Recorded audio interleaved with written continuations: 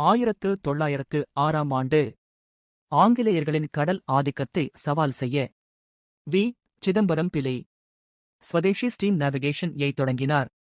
தூத்துக்குடி, இலங்கை வழியில் இந்தியர்களுக்கே சொந்தமான கப்பல் சேவையை உருவாக்கி தமிழ்நாட்டின் பெருமையை உலகிற்குக் காட்டினார்.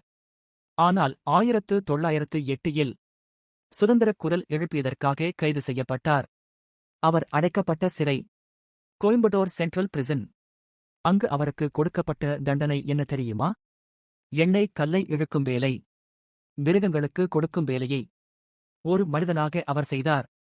பின்னர் அவரை கண்ணூர் சென்ட்ரலுக்கு மாற்றினர். உடல் நசிந்தாலும் மனம் தளராத வீரர் இவர். தமிழ்நாட்டுக்காக உயிரையும் உழைப்பையும் அர்ப்பணித்த தியாகி.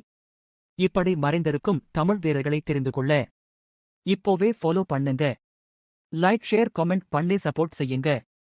சுதந்திரம் கிடைத்தது சுலபமல்ல. அது தியாகத்தின் பலன்.